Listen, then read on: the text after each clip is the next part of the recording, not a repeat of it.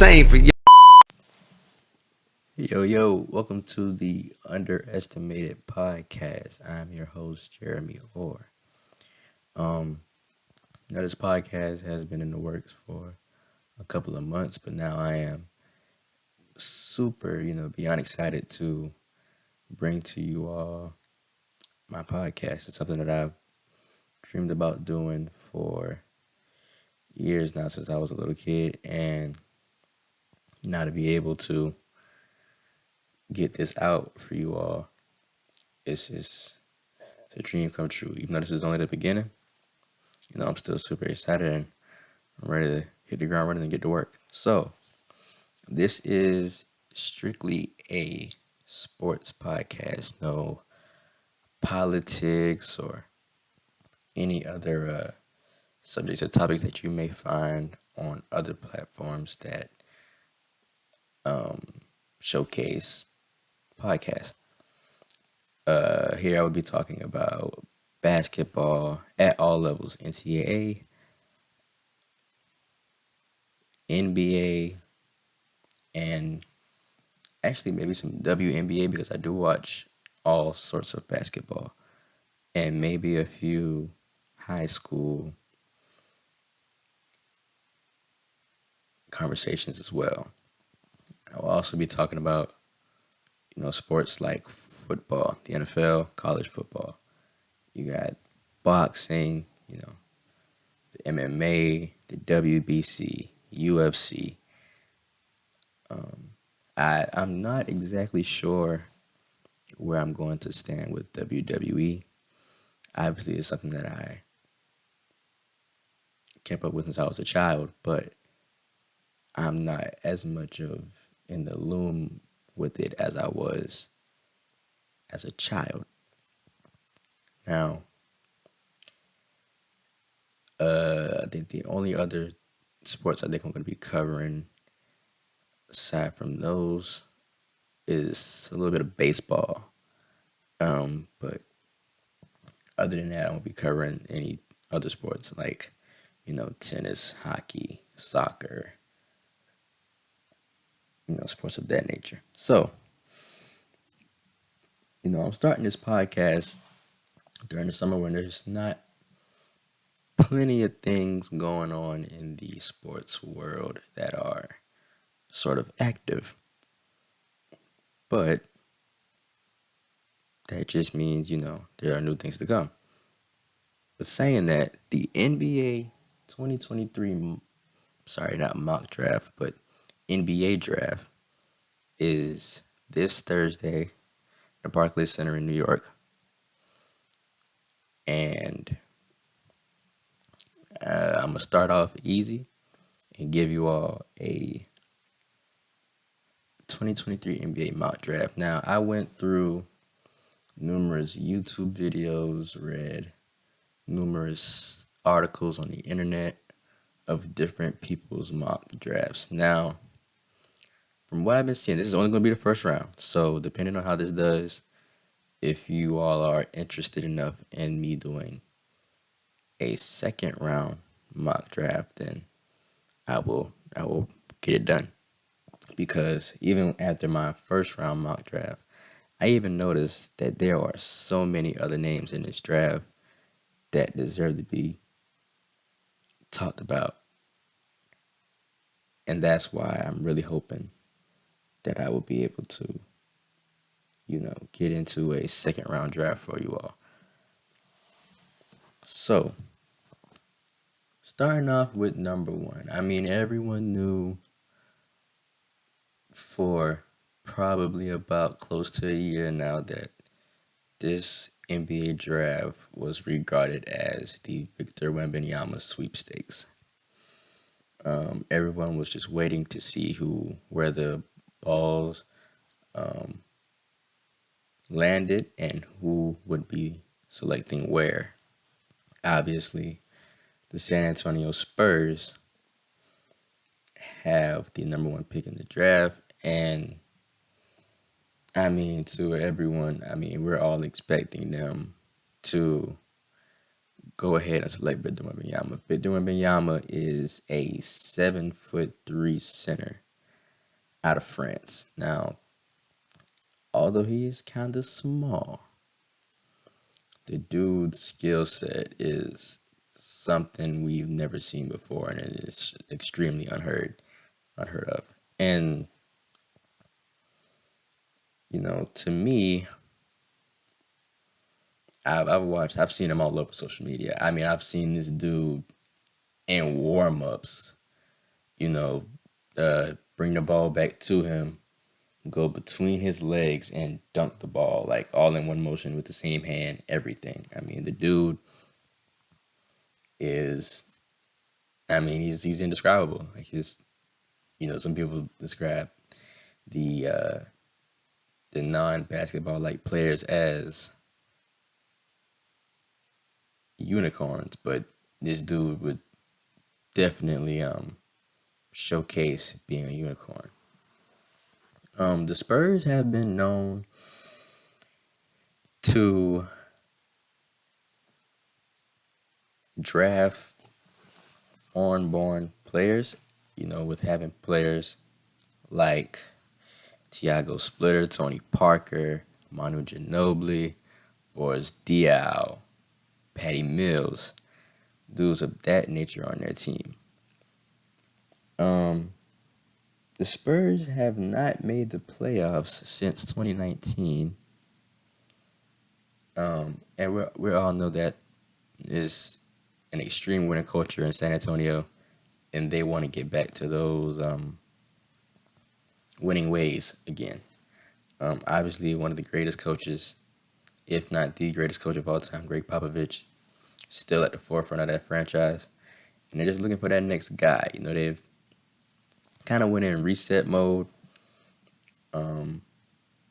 Obviously, with the retirements of their biggest players like Tim Duncan, Manu Ginobili, and Tony Parker in recent seasons. So they're kind of just looking for that guy to build around and just take off and make another deep playoff run in the near future. Obviously, they've had players like DeJounte Murray and DeMar DeRozan, but still haven't been able to get a legit team to give them the success that they've wanted, more particularly in the postseason. And I mean, Victor Wembanyama, I feel like does that to a T. I do feel like he needs to get bigger because, of course, they're going to question how long can he be durable? And I mean, the dude looks kind of weak, but if he, gets under the right nutrition plan and can stay healthy, I still believe he is going to be a perennial all-star and all-NBA talent throughout the course of his career. So I don't think I need to spend too much time on Wembanyama because I think we all know, who he is and what he brings to the table and what the Spurs are planning to do at number one. Now we move to number two, and it just seems like in this draft, once you get past number one, everything else is kind of just question marks because of trade talks. Now, the number two pick belongs to the New Orleans Hornets, the Charlotte Hornets, who have, LaMelo Ball, PJ Washington, Mark Williams, dudes like that. And I put together, now this is going to turn a lot of heads, but one of the names that have been floating around in trade talks recently for about the past little over a week or so is Zion Williamson. Now, do I personally think that the Pelicans should bite the bullet and trade Zion? Because I know what Zion has been capable of. I'm 17, so I've been watching Zion for years now. So Zion, first released that high school mixtape. I've been a fan since then. So I know what the dude can bring to the table. The dude is extremely athletic, And, to some people, he can jump out the gym. And for him to be that size it's just extremely incredible.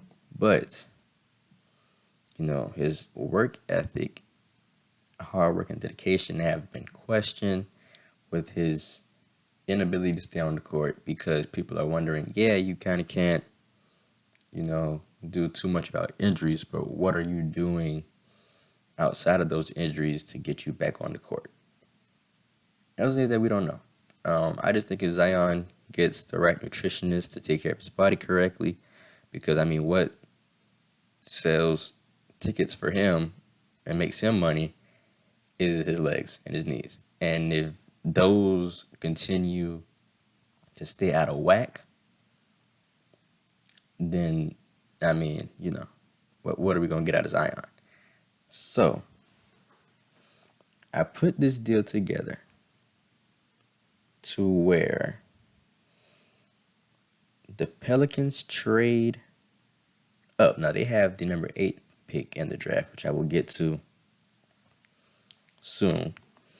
They have the 8th pick in this draft, but they can trade up to number 2, shipping off Zion. Why have the Hornets getting Zion Williamson, Larry Nance Jr., and pick? I'm sorry, it was 14. It wasn't 8. It was 14 for Gordon Hayward, Miles Bridges, the number 2 pick, and a first round pick in both 2026 and 2028. So I know that seems fairly imbalanced, but when you look at the Hornets' roster, outside of LaMelo Ball, what exactly are you going to offer the New Orleans Pelicans to give them a sufficient offer to give away a generational talent in most eyes, including myself, in Zion Williamson? Miles Bridges has gone through a lot in the past year or two with domestic violence allegations, being arrested, having law issues. So with things like that, you kind of don't want to stay in the same place where those things have occurred. You kind of want to get out and get that fresh new start. Sending him off to New Orleans would just do that for him exactly. They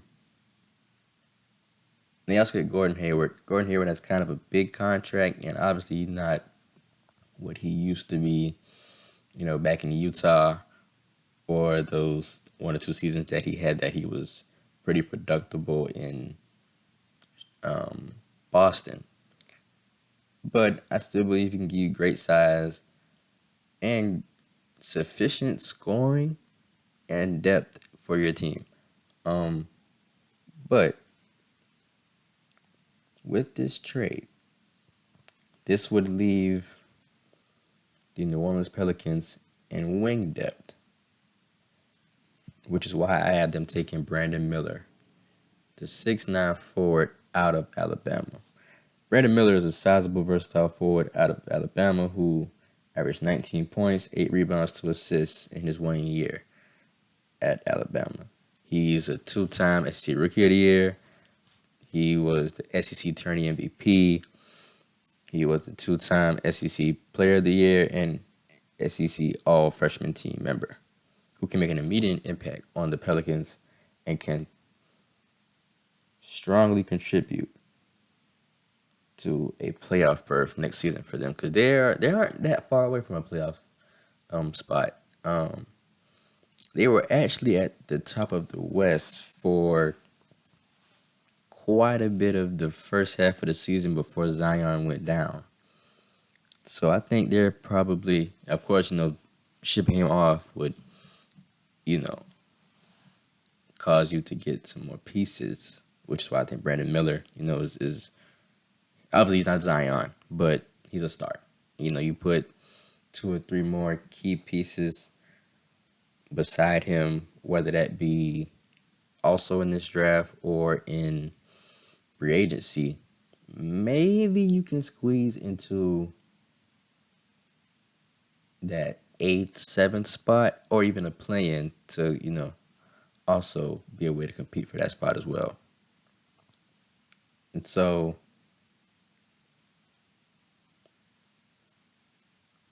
whenever the Hornets go up, I believe they should go ahead and get Brandon Miller. With the Hornets now acquiring Zion, you put a dude alongside LaMelo Ball, who's coming back after, I believe, a hand injury. So, I mean, we saw the duo that Miles Bridges and LaMelo Ball were. The way that LaMelo Ball can facilitate, play make, and pass the ball is astronomical. And I mean, you saw the passes he was facilitating towards Miles Bridges. Now you add Zion into the mix, who's way more athletic than Miles Bridges and is basically a better overall scorer and defender than him. You put him alongside LaMelo Ball. I think that move for Charlotte in an event that those two, being LaMelo Ball and Zion Williamson, can stay healthy for about, let's say, 65 to 70% of the season, can get them a playoff spot. Because we all know the West is the more jam-packed side of things, but the East is like wide open. You know what I mean? So I think this is a good move for both sides, considering all things, and Brandon Miller will find a home in New Orleans. Now we move to number 3, where I also have a draft day trade. Now, there has been speculation for years about what's wrong with Damian Lillard. We all know that Damian Lillard is, as loyal as it gets when it comes to the city of Portland. You will never have to question Dame's loyalty. Obviously, not too much has to be explained about Damian Lillard. In my opinion, behind Steph Curry, Damian Lillard is probably the best point guard in today's NBA. And he has not just had that guy next to him. CJ McCollum was okay, but you gotta have some sort of a balance. And neither one of them are well-known defenders, but scorers. And yeah, you can try to outscore your opponent, but if you can't stop anyone, then it's sort of useless. So now I say that, and then the deal that I put together does not exactly go in correlation to what I said, but can also still be fixed regardless. So another name that has been, even though Damian Lillard has been in trade talks, I don't think it's going to happen. If y'all want to know where I think he should go, I will probably add that to a future episode. Y'all just let me know. Like I said, I'm here to accommodate you all, so I will get it done. But the name that I'm referring to in this case is Mr. Washington Wizards guard Bradley Beal. Bradley Beal is also one of the, more loyal guys in the league to his city and Washington, and has been there through ups and downs and took on a huge contract a few seasons ago and in extension. So I think putting him alongside Damian Lillard would be really nice to see. I love the fit for him. Like I said, I think it'd be a really good fit. Of course, like I said, they still won't have the defense because neither one of them are sufficient defenders. But you can still put pieces around them to get them, defenders. They have Matisse Thybulle now, He was a great defender. They had Josh Hart. But obviously, Josh Hart is now with the New York Knicks. But the trade that I put together is Washington will get Jeremy Grant, Matisse Thybulle,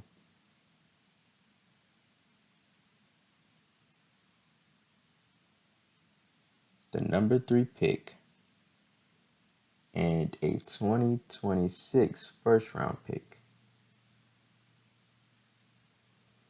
While Portland will get Bradley Beal, the 8th pick because Washington sits at number 8, a 2026 second round pick, and first round picks in 2026, 2028. I think this is a fair deal. I just talked about Matisse Thybulle being one of those supreme defenders on the Blazers, but obviously they still ships him to Washington. But I think Damian Lillard gets another reason to stay in Portland. Bradley Beal gets a running mate, his best running mate since John Wall. And I mean, that really goes for both of them because I think anybody would pick Bradley Beal over CJ McCollum in any points of their careers. So, I mean, I like the fit. They also got Jusuf Nurkic, who's there, who I think a lot of people don't give him credit for. I think he's actually a really good quality center and would, be a great rebounder and get more shots too, both Dame and Brad Beal. But as far as the pick is concerned, with now the extraction of Bradley Beal, of course you still have Kuzma, you still have Porzingis. You're gonna need a guard. You're gonna need guard play, guard depth. And here comes Mr. Scoot Henderson, the 6'2" guard from the G League Ignite. Scoot Henderson reclassified out of his class to sign a 2-year deal with the G League Ignite.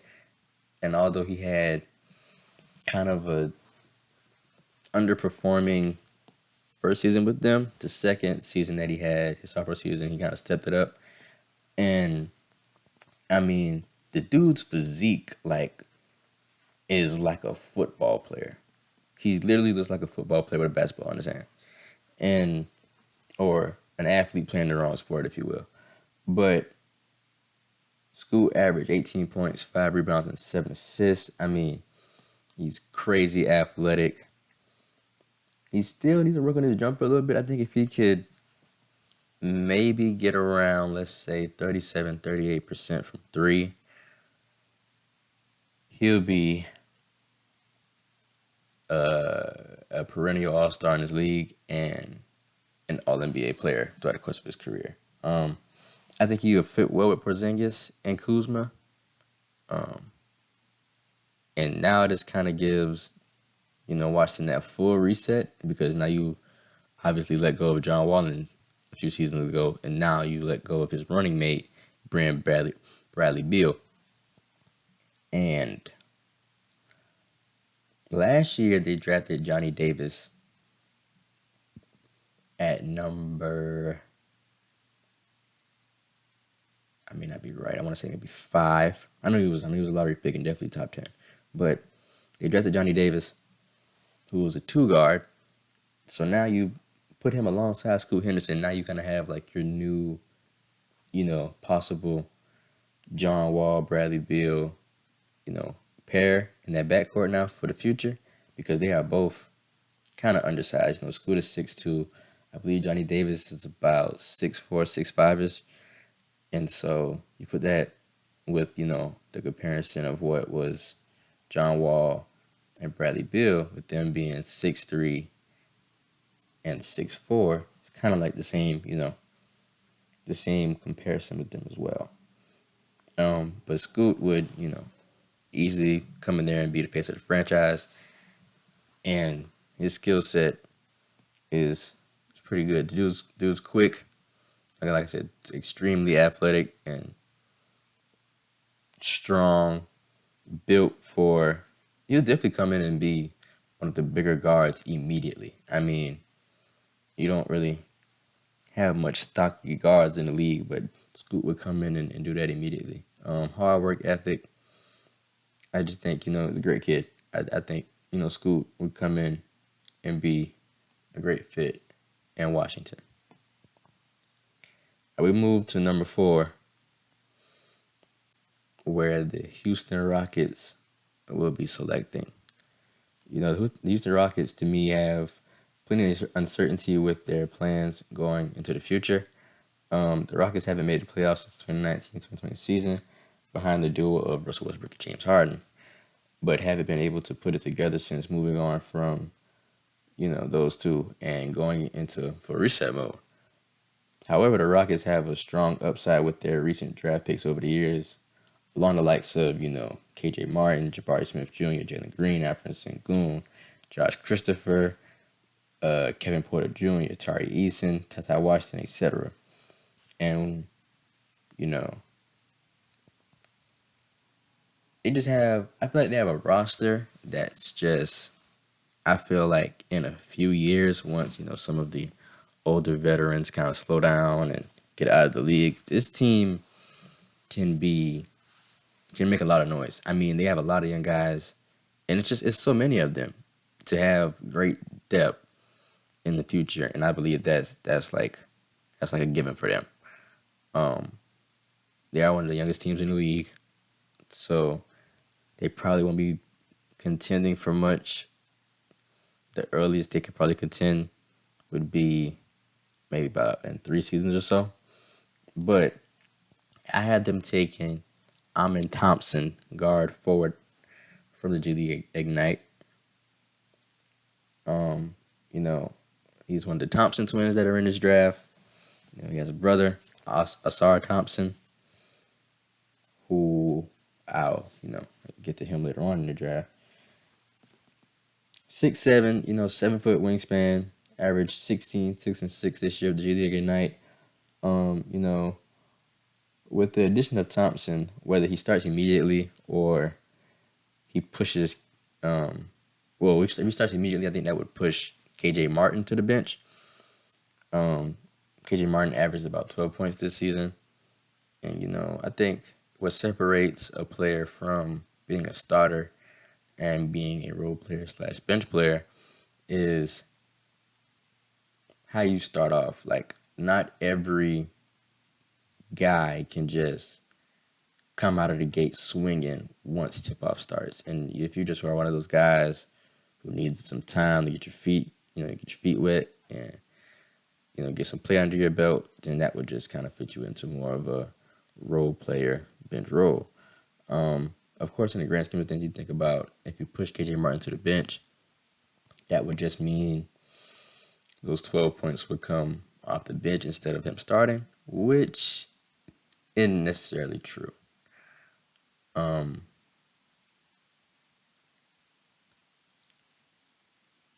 What would I do? I would probably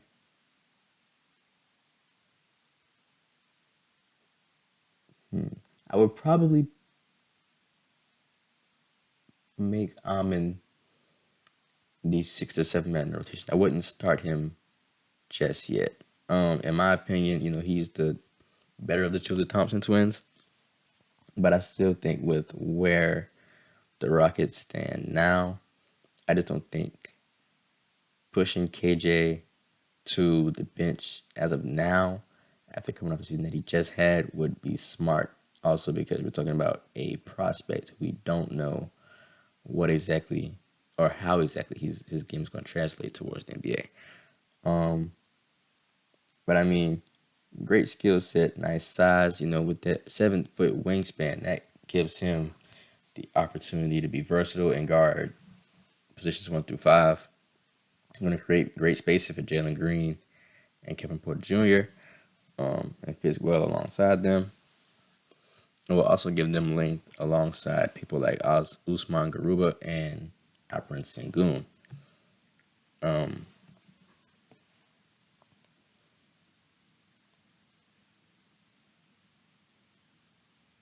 And it will also give them another piece because, I've heard a lot of speculation that James Harden is extremely open to making a possible return to the Houston Rockets this offseason. So, um, and then definitely if that happens, that's more than likely they're not going to push him and maybe someone else to the bench. But I still, all things considered, would take Amin Thompson if I were the Rockets at number 4. Now we move to number 5. Now I have to admit, going through this draft, looking at a lot of mock drafts, I didn't know much about a lot of these prospects going into the creation of my mock draft. So I had to watch a lot of people. And get to know a lot more of these players because some reason just college basketball wasn't as intriguing this season until we kind of got to March Madness, which is kind of like every year. But if it wasn't one of the big name guys, out of a select few, then I kind of didn't hear much about them, including this guy who I had known nothing about. But number 5 goes to the Detroit Pistons, where I had them selecting Jarace Walker, a forward out of Houston who is 6'7". Jarace is extremely big. Like I saw most mock drafts that had him listed as a guard. I was like, no, he's definitely a forward. I believe, although he's 6'7", he can definitely slide into that power forward position and definitely play some small ball 5. Just because of his size and build. I mean, the dude's big. The dude's huge. I think just like the rest of the Detroit Pistons, we were all expecting that 2022 first round pick, Mr. Cade Cunningham, to take that second year leap, but after in the sophomore season, but after he was deprived of that opportunity, only playing 12 games this season due to a shin injury early into the year, that kind of ended his season. Cade is the new face of the Detroit Pistons, and if they are, going to keep this solid young core of pieces around him in the future, they could be a very promising potential playoff team in the near future. Jarace Walker is a 6'8" big forward out of Houston who averaged 11 points, 7 rebounds, and 2 assists in a year where he was also awarded as the 2023 AAC Rookie of the Year and was also on the 2023 All AAC and All Freshman teams. Walker can give that dominant, powerful paint presence to the Pistons that they desperately need, along with his supreme versatility and sufficient playmaking and scoring. I mean, I watched this dude's tape and I immediately became a fan. I mean, the dude, he plays with a bunch of energy, plenty of compassion and integrity. I think of putting him, because they need a big. They have, Cade, Killian. Last year they drafted Jaden Ivey.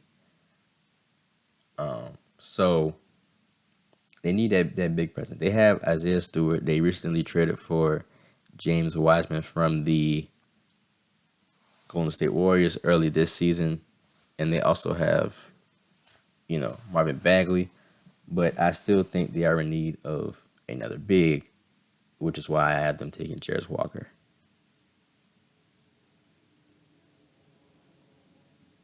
Now we move to number 6. Number 6 is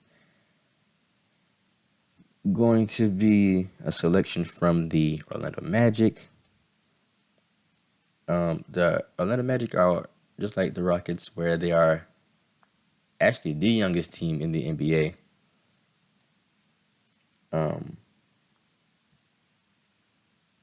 The 4th youngest team in the NBA. They are a promising young team. Last year they had the first pick drafting Paolo Banchero, who was also awarded with the 2023 Rookie of the Year award. 2022-2023 Rookie of the Year award. And they have a lot of great young pieces. Jalen Suggs, Markel Fultz, Wendell Carter Jr., Mo Bamba, Franz Wagner. The list goes. Oh, Cole Anthony. The list goes on. And they'll be another one of those teams who, for years to come, can make some noise with that extreme amount of depth and young talent that they have. But they need size. They have a lot of guards, in my opinion. And this dude is both a guard and a forward, but I believe he can play wherever they put him, whether it be the 1, 2, or 3. And that is the other Thompson twin, Ausar Thompson, the 6'6" guard forward who played with the Overtime Elite. The Orlando Magic are still stretching and clawing at a playoff spot since they last appeared in the 2019-2020 season.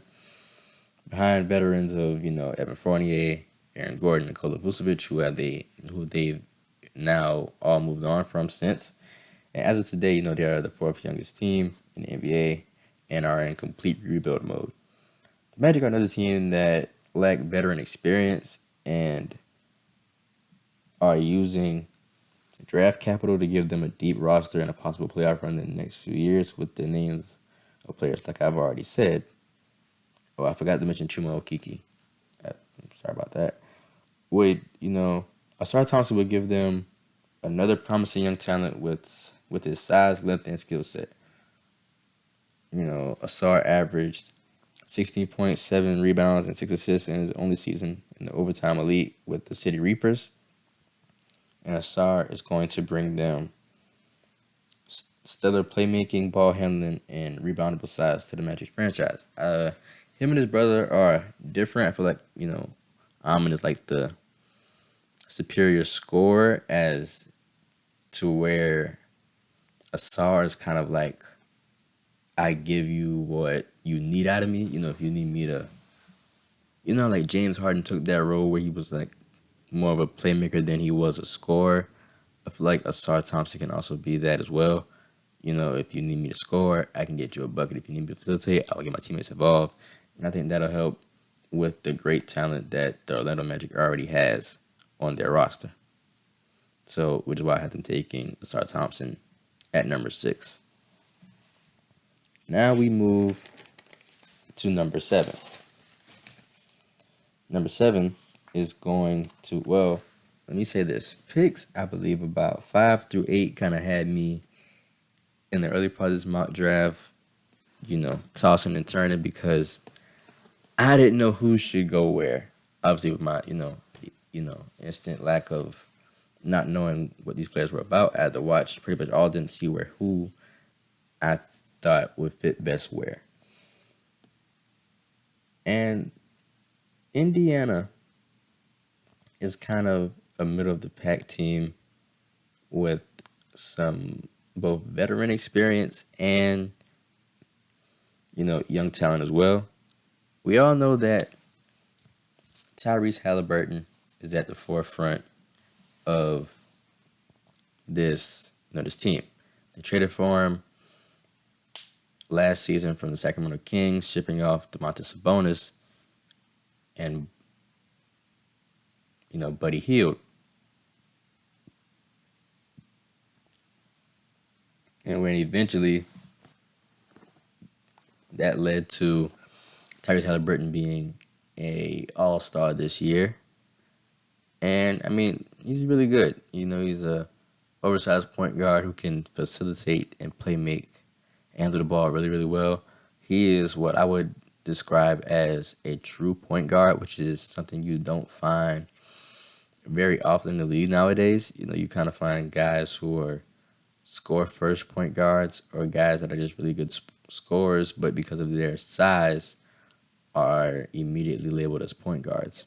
But Tyrese is who I feel is obviously not given with his size, but because of his skill set, the definition of a true point guard. But I still feel like the Indiana Pacers need size. They have Miles Turner, Buddy Hield, and others, They just drafted Benedict Mathurin last season. Um,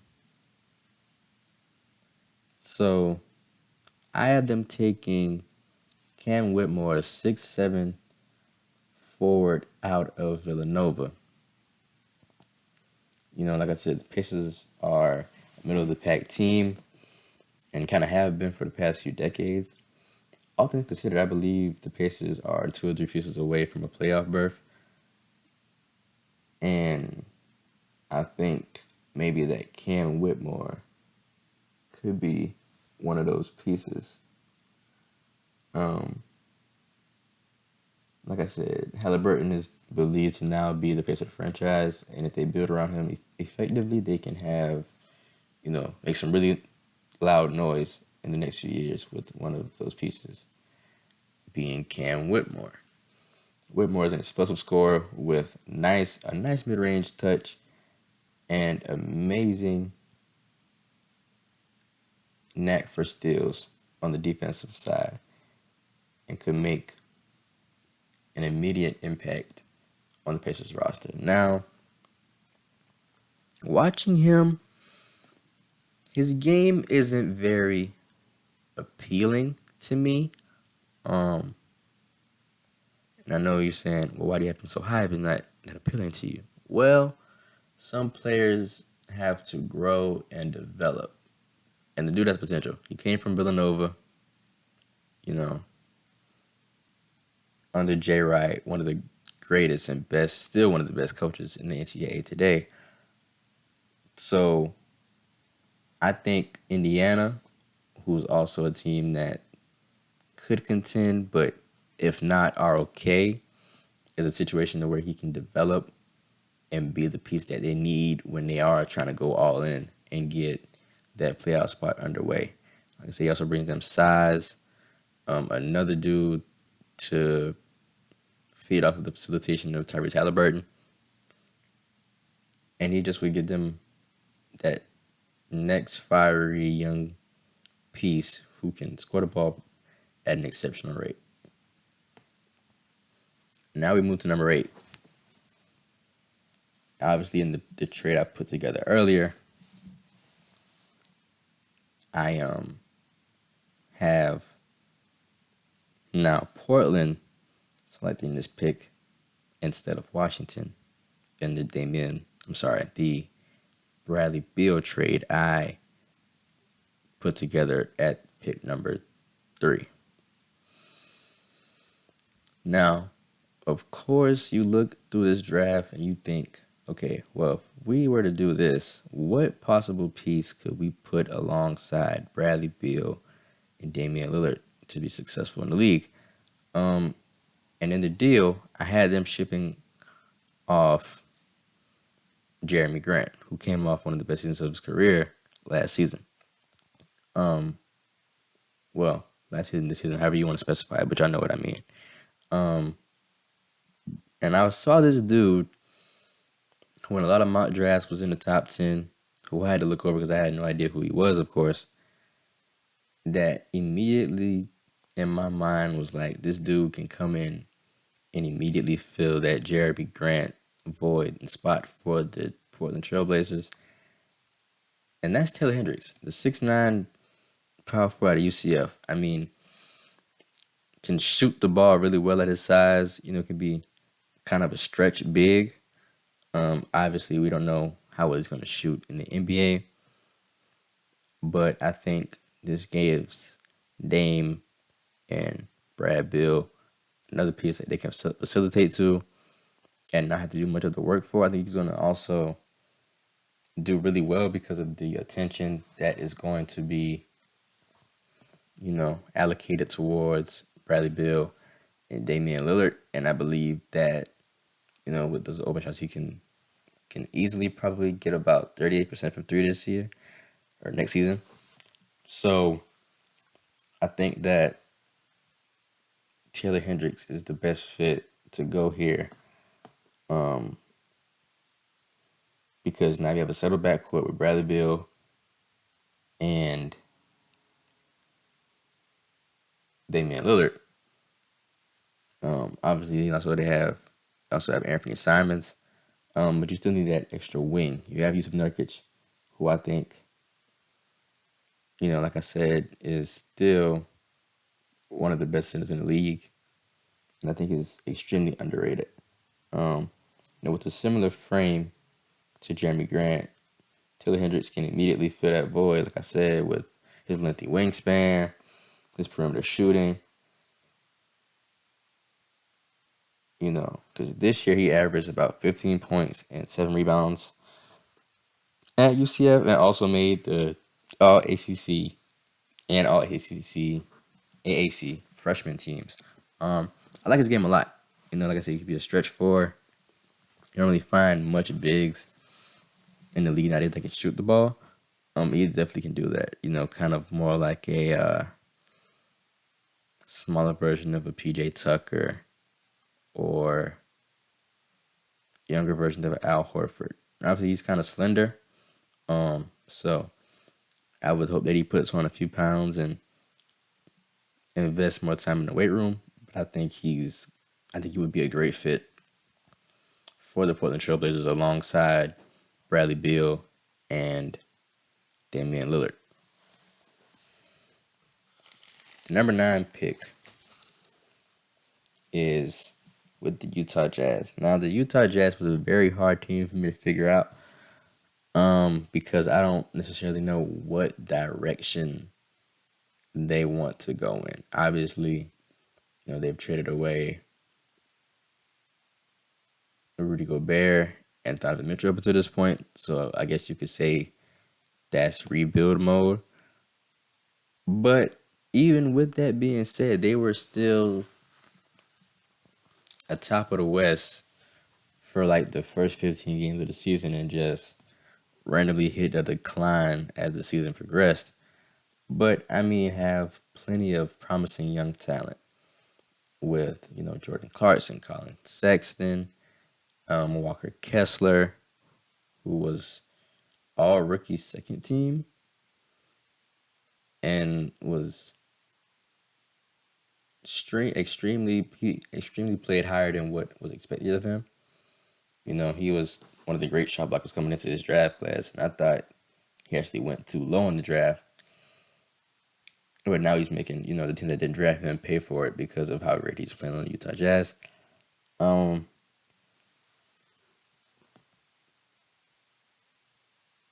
also they have Lauri Markkanen, Taylor Horton Tucker. Last year they drafted also Ochai Agbaji. And like I said, they were the first seed. And I believe that they can keep that pace for young talent to come, so long that they get the proper development from their young core. And I had them taking, I'm not sure if I'm saying his name correctly, but Bilal Koulibaly, a 6'8" forward out of France, who is actually Victor Wembanyama's teammate. Very indescribable game as well. And I don't mean the way as in comparison to his teammate Victor Wembanyama. But I mean, he's a quick guard, lengthy, who can guard positions 2 through 4 and can immediately give them that length that they continue to have on that team, and can also play both guard and forward, so that gives him more room to be versatile. I think he immediately will come in and be a role player. I don't see him, coming in and immediately starting. But that's okay because a lot of, lottery picks don't always come in and immediately start. And I said the same thing about Ausar Thompson earlier, and also Amen Thompson, both of the Thompson twins, that they might not be starting immediately. But I also said the same thing about Bilal Koulibaly. I mean, he's 6'8".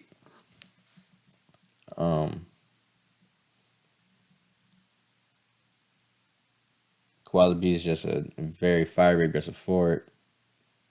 It will come off the bench and give the Jazz a superb finishing ability at the rim, and also a quite good mid-range touch. He's not a great shooter, um, but maybe he could work his way into the 30% mark over time. But I'm not going to spend too much on this pick because I don't think it has very much relevancy.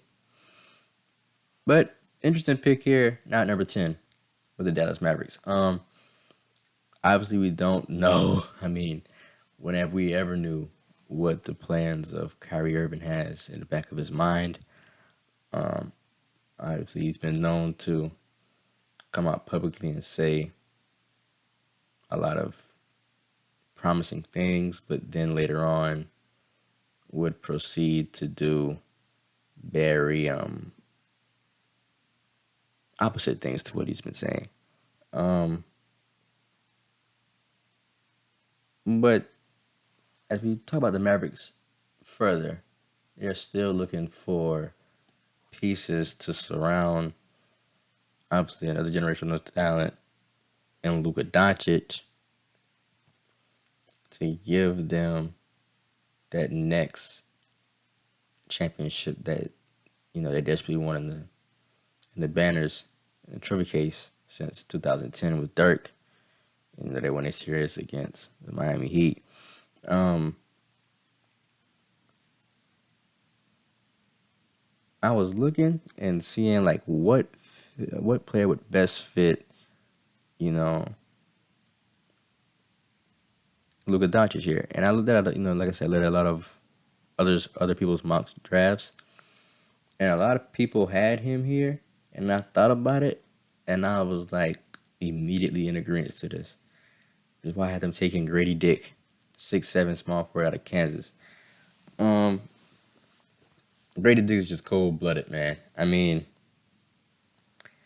the dude can shoot the ball exceptionally well. He set the record for the Kansas Jayhawks this season with 83 3-pointers made and shot over 40% from three. I think with Luka Doncic at the way that he plays at such a slow pace, he obviously is going to be getting a bunch of attention, and that would mean he needs shooters around him. And I mean, Grady Dick does just that. That will also get him another guard. I mean, he can play the three, with his size being 6'7", but in an event that Kyrie Irving leaves, and forcing Luka Doncic to do nothing but play the point guard spot, you can easily slide Grady Dick to the 2 if needed. But he's not just a scorer. Like I said, he has great size, and he can actually score the ball in other ways too. He can finish at the rim. He's actually a great, tough shot maker. And if you let him get to the right spot in the mid-range, he can also hit that J2. That's why I have him going number 10 to the Dallas Mavericks alongside Luka Doncic and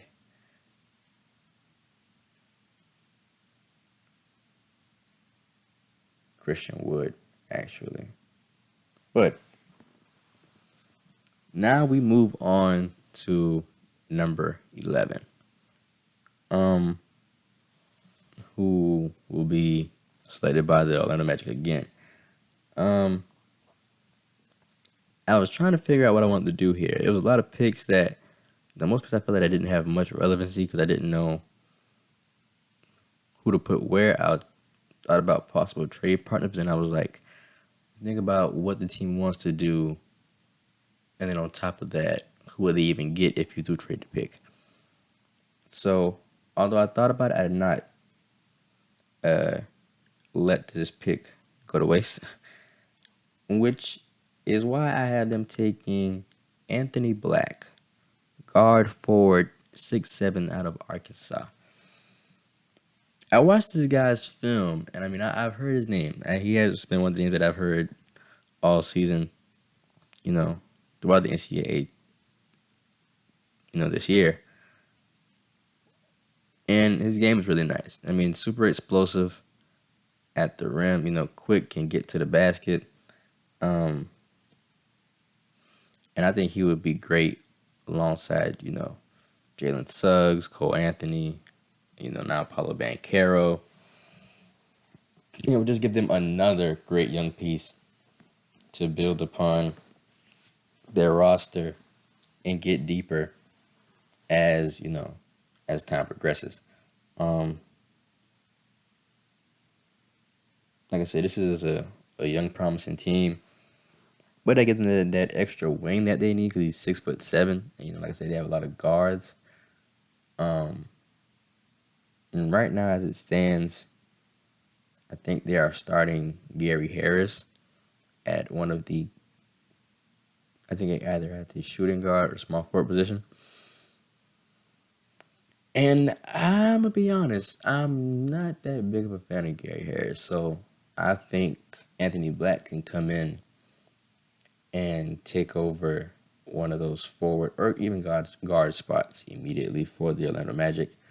Um, bringing him in along with Asar Thompson gives them, now not one but two young pieces to add to the depth of young pieces that they already have in their young core to, give them a deeper team making a playoff run in the near future. Definitely also became a fan of Anthony Black after watching this mixtape. That dude, the dude's cold. I like his game a lot.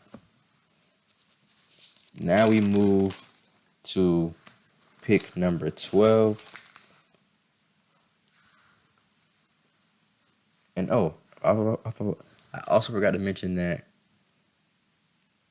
Anthony Black is actually a two-way player as well. He can play really good defense, and that's something that actually the Orlando Magic actually kind of lack because they have not many okay defenders. I mean, Jalen Suggs for a guard is pretty good on defense, and so is Franz Wagner and Mo Bamba, and Wendell Carter Jr. is kind of exceptional, but I wouldn't consider him a defender. But Anthony Black can come in and give them, I think, what they need on both sides of the ball. Now we go to number 12. The Oklahoma City Thunder, you can call them the NBA draft with the amount of picks that they have. I mean, they have seemingly more picks than they have players on their team. And they have draft capital to pretty much give them the luxury to do whatever it is that they want going forward, whether that's going all in and getting another star, getting one of the best dudes coming up in recent years as a prospect, and so on and so forth. They already have a great young team, have a 30-point per game score at the forefront with Shai Gilgeous-Alexander, and also great pieces around him like Lu Dort, Josh Giddey, both Jalen Williamses. Mike Muscala's on the team, but they're still missing some pieces to put around Shai to give him the sufficient help that he needs to actually push them to the playoffs. Because, I mean, like I said, he averaged 30 this season. And I don't think, obviously, anyone else on that team came close to those numbers. They drafted, like I said, two Jalen Williamses last season in the draft, or last draft. Both of them are okay. Both of them have great size and length and great rebounders and defenders, but don't really portray much scoring. So I had them taking Jordan Hawkins, shooting guard, 6'5" out of UConn, was pretty much the Huskies' best player this whole season, and continued to be throughout the NCAA tournament.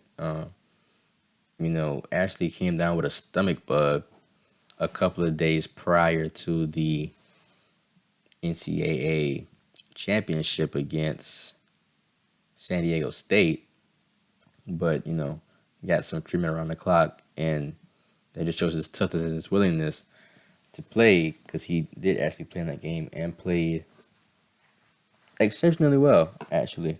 I like his game a lot. Fun fact, if you did not know, he is actually the cousin of forward for the LSU Tigers, Angel Reese.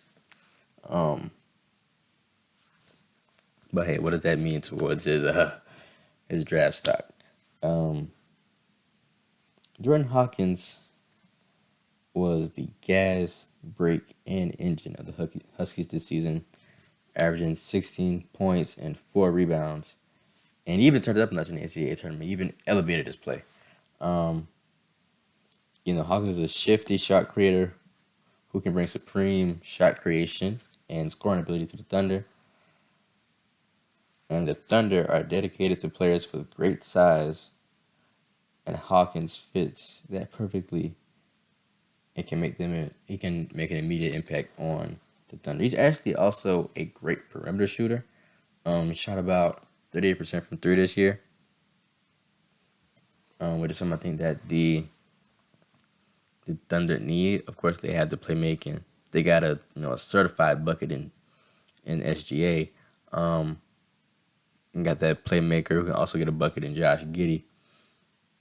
But last year it seemed like they drafted more of size, versatility, and defense, as to where Jordan Hawkins can get them that fiery score that they need. If I were them, if you're going to keep Shea at the 1, I don't know if I would start him over Lu Dort just yet, but if you don't, I would immediately put him as your 6th man, because he's just that good. Yeah, but it's not much more to talk about. I mean, if you haven't heard about him, go watch his tape. Dude is cold. He can really play, and I just think putting him on the Thunder would benefit him also because they have a lot in store with a plethora of picks to come in the future. 13 will be a selection by the Toronto Raptors. Obviously, they have pieces of OG Anunoby, Gary Trent, Pascal Siakam, Chris Boucher. A couple years ago, they drafted a stud, Scotty Barnes. But they have someone on roster who's brought plenty of uncertainty to himself, his team, and us as fans, and Fred VanVleet. So obviously with the uncertainty of Fred VanVleet's future in Toronto, the Raptors need a security blanket at the guard position, which is why I had them taking someone who's slightly, other mock drafts lower than 13, but I had them taking Keontae George, a guard 6'4" out of Baylor. Keontae George can really handle the rock. Is a tough shot maker, great mid-range player. Not a superior shooter, but I think with the right amount of time and work put in, he can easily, probably, if they can get about 35% from him from three, I'd give him a good shot, And I think he can be that, because he's significantly taller than Fred VanVleet. Can be that new solidified point guard that they have there in Toronto. And I mean, even if Fred VanVleet does not walk, having Keontae George at your backup point guard is also, I feel like, a flex for them. So I just think Keontae George would be a great fit in Toronto and would be a win-win as a pick for them, whether Fred VanVleet chooses to walk or resign in Toronto. Keontae George is a playmaking 3-level scorer who can score anywhere on the court and will unselfishly get his teammates involved while also being an exceptional rebounder for his size and position. All in all, in an event that Fred VanVleet walks, he can just fill that void immediately. I mean, Keontae has that dog in him. I mean, the dude's a stud, man. And I mean, you put him alongside Siakam, I think they can be great in the pick and roll or in the pick and pop, because y'all know Siakam is more of a stretch forward and can hit the three. I just think this would be a great pick for Toronto at 13. I don't think they have to trade up for him or anything, so this would just be a great pick for them in totality. But now we move to 14. Now, 14 was initially selected by the Pelicans, but in the trade that I orchestrated earlier, will now be selected by the Charlotte Hornets. With the trade I put together earlier, it would put the Hornets in need for more depth at the guard position because you've now brought in Zion. Even though you have the Melo Ball, you still don't have kind of that dude next to him. Now, Terry Rozier is great, but can Terry Rozier and can he start and be a part of a championship team though? I'm not sure. Now, can he come off the bench? Yes, I believe he could be that backup 1 or 2 guard, or the 6 or 7 man on the roster. That was a championship. Now, I'm not saying that the dude that I have them selecting will come in and immediately give them a championship, but I think this is kind of just where he will best be suited as. So I've been taking Nick Smith Jr., guard 6'5" out of Arkansas. Nick Smith was the number 1 player of his high school class of 2022, which would be a steal to get him at 14 if you are the Hornets, because he's at the bottom of the lottery. This is the last pick of the lottery. So, injuries kind of derailed his season to only playing about 17 games this season. But, Smith is a lanky, quick, shifty guard who gets a majority of his scoring off the dribble. And although having poor shooting splits, I still believe Smith Jr. has the potential to be a real bucket getter in the NBA. I mean, he's small. Well, he's not small. He's quick. They get them some extra size at the guard position. And I think if he's healthy, when healthy, I believe he's a really good player. I like his game a lot. I think he could be an immediate benefit to the Charlotte Hornets and could potentially be another Michael Porter Jr. in a sense, because as we all know, Michael Porter Jr. was the number 1 dude coming out of his class, with the College of Missouri, but, was derailed by 2 back surgeries. But I still had undeniable belief in him because he's still one of my favorite players in the league.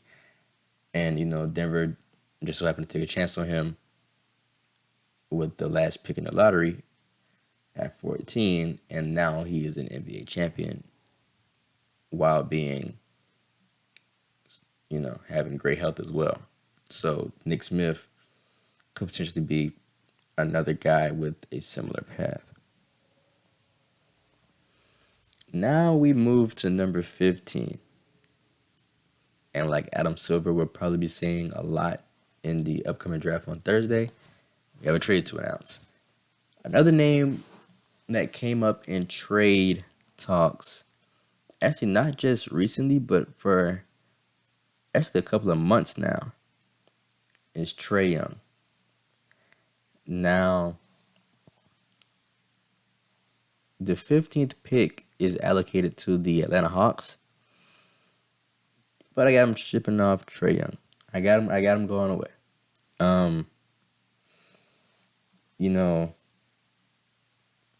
I have him in a deal with the Miami Heat. Trae Young is a top 10 point guard in the league and is actually a true point guard in my eyes. Because, although we know we can get you 40, he's going to get you 40 and 10, or even in certain games 40 and 15 if you let him. And I just think putting him alongside Jimmy Butler I would love to see that pairing, and not just those two, but him along with Bam Adebayo as well. Obviously, we saw how much Trae Young elevated John Collins' game, and also Clint Capella with his passing and playmaking, with them being in a lot of pick and rolls. And I think that would also benefit Bam as well. Um, and also would give Miami that point guard that they desperately need. I mean, Gabe Vincent is okay. He's a dude that actually proved me wrong because I saw him. I was like, dude, this dude's a bum. Like he's like, why is he an NBA player? Like why is he wearing a Miami Heat jersey? But after seeing his NBA Finals run against the Nuggets, he definitely um, changed my perspective on him and believe that he's a great point guard. Um,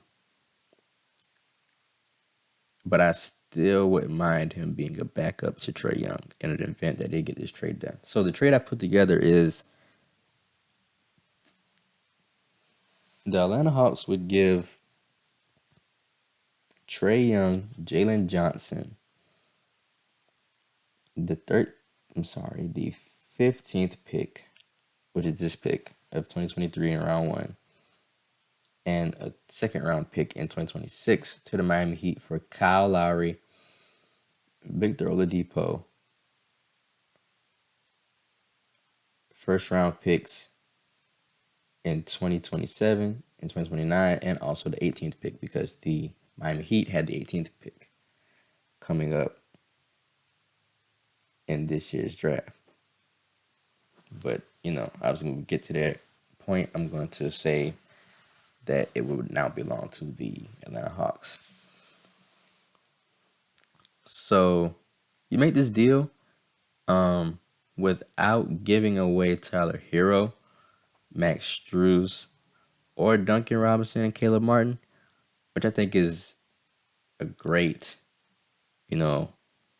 sign if you are or have any ties towards the Miami Heat.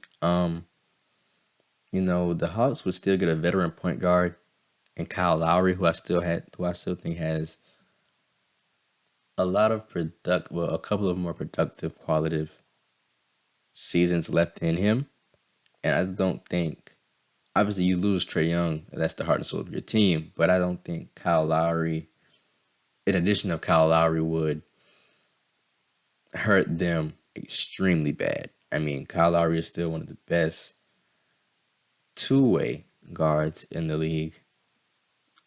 And I think would still, I think that I actually do believe with Kyle Lowry, and I don't know if I'm saying this off of what I know him to be, but could still be contending for a playoff spot with or without, Trae Young. But I'm obviously speaking in terms of them acquiring Kyle Lowry. And they also get a healthy Victor Oladipo, who, as we all know, when healthy, is a great quality player in this league. So I think this is a fair trade all around. From Miami to get that point guard and Trae Young to pair alongside and give them a solidified big three with him, Mr. Jimmy Buckets, and Bam Adebayo. To where this now gives you the freedom to start Tyler Hero at the 2 again. I think if you have a starting lineup of, I don't like this Caleb Martin at the 4 thing for Miami, but I don't necessarily hate it. But this would kind of give you a starting lineup of potentially Trae Young, Tyler Hero, Jimmy Butler, Caleb Martin, and Bam Adebayo, which if you ask me from top to bottom, on paper, is one of the best in the league. They also pick up Jalen Johnson, athletic guy out of Duke a couple years ago, who was selected, I think, 15th by the Hawks. Great athleticism, great defender and rebounder. Can score at the rim and finish at the rim at an exceptional rate, and would give them more wing depth off the bench.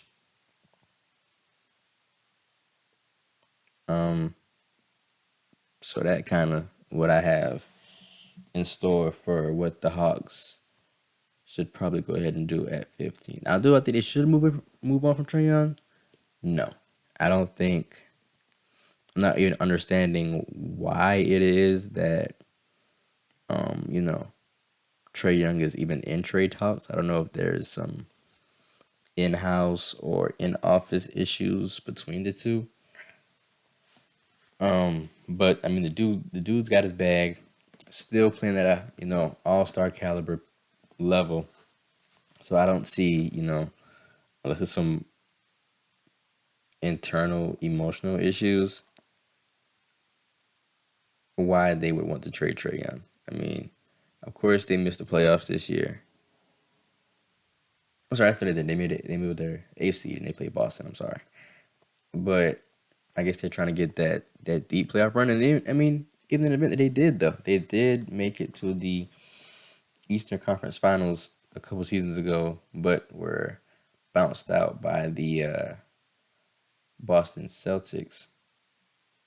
Um, and that was where Trae Young was having 30 and 40-point games and winning one of the loudest arenas in sports history in Madison Square Garden, and had it completely quiet, telling everyone in the stands to hush and be quiet. And I mean, that's cold blooded. That's killer.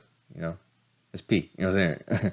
um, I just think this is a great trade for both sides. You know, this gives Trae Young a better constructive team and a bigger market. You know, he's in Atlanta, which is also a big market, but we're talking about Miami. You know what I'm saying? It's Miami. Um, and it'll kind of give the Miami Heat the best three-headed monster that they've had since, you know, you had Braun, Bosh, and Wade back in the early 2010s.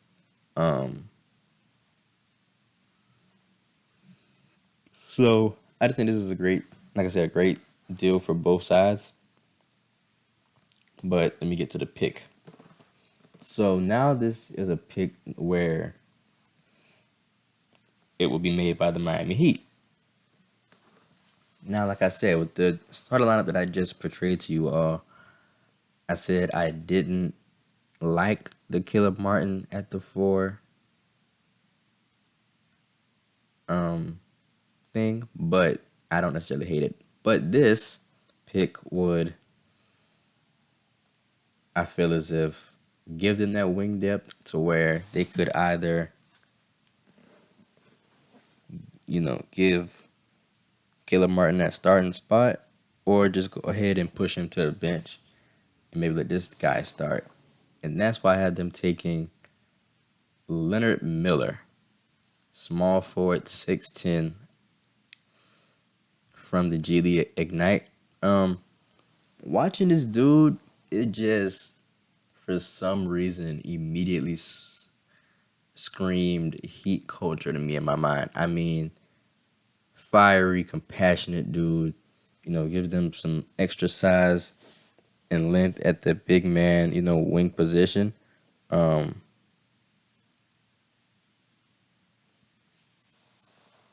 I think he would be great alongside Jimmy Butler. He actually kind of has of course, we will all say that Jimmy Butler's play style is kind of 1-1, but I see some Jimmy Butler in him. If that makes sense. Yeah, like I said, he give them great size, and he just had that grit and grind play style with him that the Heat kind of already portray as a team.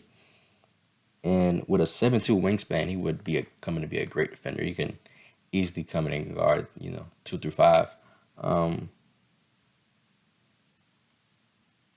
He averaged a double-double actually for the G League Ignite, posting a stat line of 17 and 10. And the Heat need some defense, actually. He also was able to maintain, a block and a steal per game as well. But the Heat need defense, man.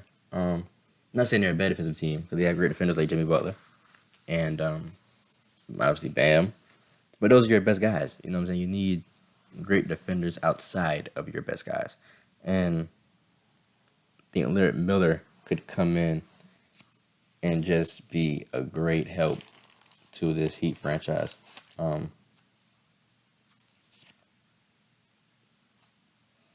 that's why I just feel like at that point in the draft, if he does fall, take him. I think that would be the greatest pick for the Miami Heat to go ahead and do. It's going to give them great rebounding, size, and versatility, great scoring to when all the attention is allocated towards Trae Young, Jimmy Butler, and Bam Adebayo.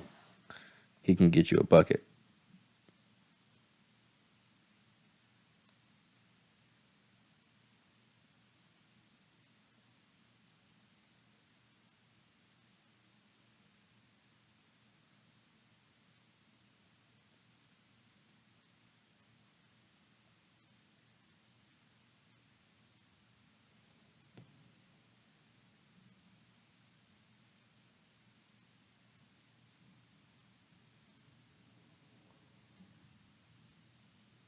Now, sorry for the long pause. I was reviewing something.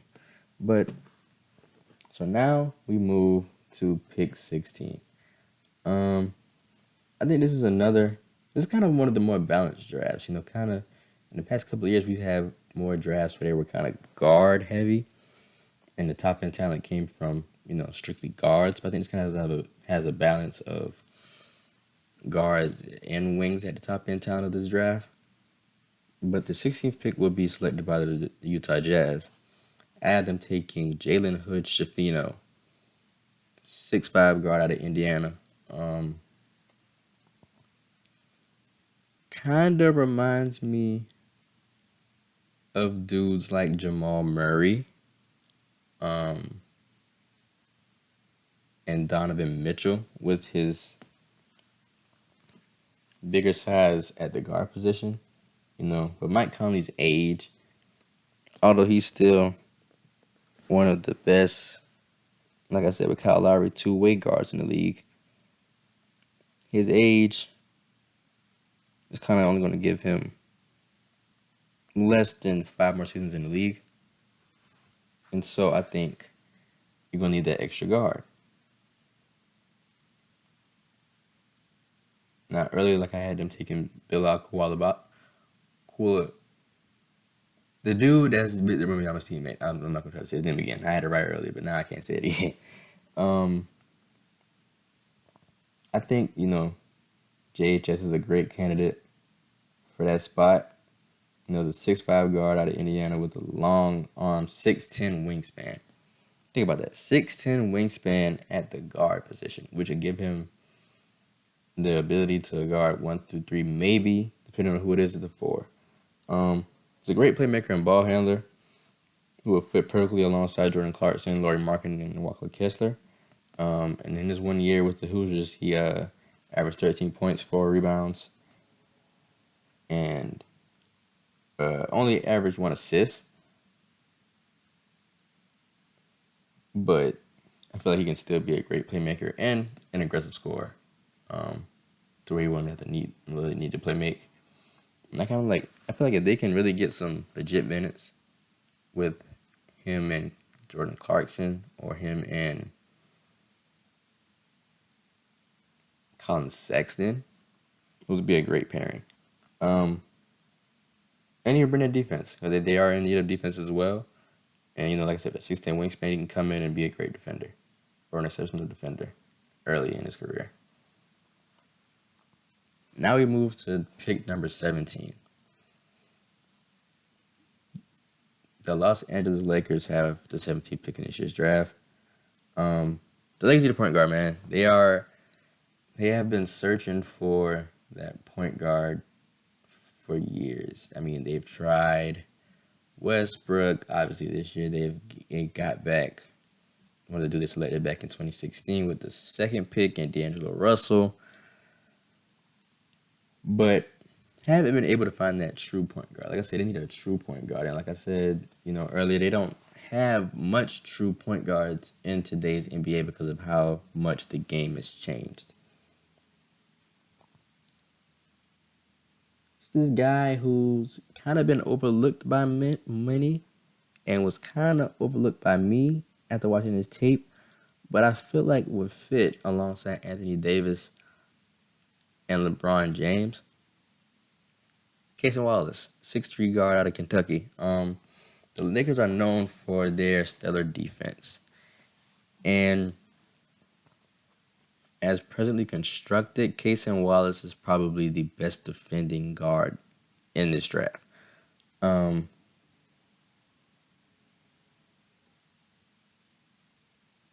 He can come in and be a great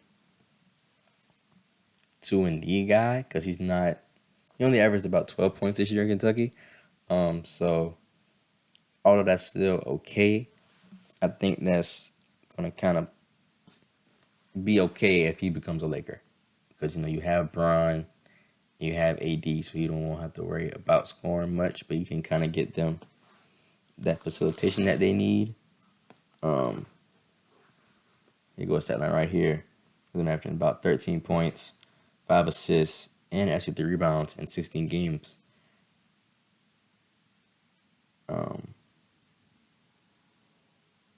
And also getting 2 steals and a block a game.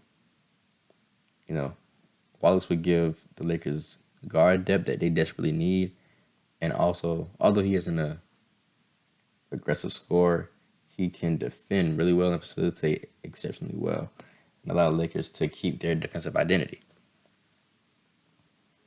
So I think Cason Wallace would be the way to go if you're the Lakers at 17. Give you that guard that you need, and whether you decide to keep D'Angelo Russell or not, whether you start Cason Wallace now or, demote him to the bench, I feel like in either role, he's one of those guys, like I said about other guys in this draft, who can be successful in either one of those roles. And I just think he would fit really well alongside the pairings of Anthony Davis and LeBron James. Number 18 was initially selected by the Miami Heat, but now would be selected by the Atlanta Hawks. You traded with Trae Young and Jalen Johnson. That immediately screams, now I need both guard and wing depth. And this guy, with his versatility, you can put him in positions 2 through 4. And that is Jett Howard, guard 6'8" out of Michigan. Howard is, in my eyes, perfect for the Hawks at this point with what I had them doing, because, like I said, you could put him at the 2 to 3, and maybe even the 4. Howard is a supreme versatile guard who, with his versatility, can guard positions 2 through 4. And after posting a 14-point per game season, will come in and be an immediate scorer for the Atlanta Hawks. Obviously the son of an NBA player. He's the son of Juwan Howard, who actually coached him this season at Michigan. Very big, can back you down to the basket. Has a nice fadeaway jumper. Not a supreme shooter. So he won't come in, and if he happens to play big, he won't be that stretch big. He would just be your typical traditional big. But I just think this is a great pick for where the direction that the Atlanta Hawks are headed, for them to get Jett Howard out of Michigan with the 18th pick. Now we move to 19, and if I'm going to tell you all a little bit about myself, I am a Golden State Warriors fan. You can say I'm a bandwagon, you can say whatever it is. I am a Warriors fan. And we had the 19th pick in this year's NBA draft. Now, this is a guy who, as it pertains to college basketball, to give y'all a little bit more about myself, I am a Duke Blue Devils fan. This is a guy who I felt needed one more year, but you feel that way about a bunch of prospects that enter the draft. You'd be like, oh yeah, he's good. Yeah, he was okay in high school, but I still think he needs one more year before I feel that way about a bunch of people. I feel that way about this guy too. We traded away James Wiseman because of his inability to stay on the court. And we drafted him number 2 of his class. And so I don't know. Many would say that we didn't give him the right amount of opportunity to be able to prove himself. I don't think he had promising stints in his career, especially in the G League. But obviously the G League is a different level as opposed to the, NBA. But we don't have that big man depth. One thing that we lacked this year was defense and size and depth. And that caused Kevon Looney, even though he took it like a champ, took it on the chin, played extremely well this season, playing all 82 games, those 82 games weren't on 10 minutes a game. They were on probably somewhere between 25 and 35 minutes a game. But with this pick, this would give us supreme big man help, depth, and size and defense. I was taking a sleeper in this draft, in my opinion. Derek Lively II, center 7-1 out of Duke. He was the Gatorade Player of the Year coming out of high school in Pennsylvania. Was the number 1 dude in his class. And although he was only able to average 5 points and 5 rebounds and an assist this year at Duke, it was because of injury. He sustained an injury and wasn't able to give us exactly what we needed. But in the playoffs, towards the second half of the season and going into the NCAA tournament, kind of turned it up a notch. And I think he would fit great in a Warriors uniform. I think he can give us probably 10 to 15 minutes a game, maybe 10, 12-ish. Giving Looney some time to get a breather. He's extremely athletic, can rebound and block shots at an extreme high rate, which is exactly what we need, and give rim protection. And also, if, put out there with those guys, can give guys like Klay Thompson, Jordan Poole, and Steph Curry more shots with his also great offensive rebounding skills. When it comes to Golden State, we got some uncertainty too, man. Now, I do want to say, I forgot to mention it when I first started recording. I do know now that Bradley Beal has been shipped to the Phoenix Suns for Chris Paul. But I constructed this mock draft ahead of that, so I was not aware that was going to happen. It's kind of made me a little mad, but, anyway, I didn't know it was going to happen, so, I let go of it.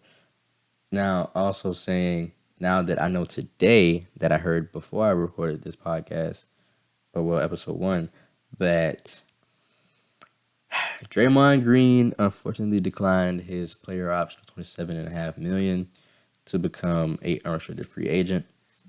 I hope we can still put something together to bring him back, because we all know that Draymond Green is the heart and soul of the Golden State Warriors. And I don't believe without him we can win a championship, because just the way we play with him is subliminally different. The ball moves better and smoother. And although what he did last offseason is kind of what derailed us as a team and brought our chemistry down, I still, think we need Draymond to be the Warriors. We aren't the Warriors without Draymond. We're on the cell of what we are, what we can be. And obviously bringing in Jared Lively doesn't,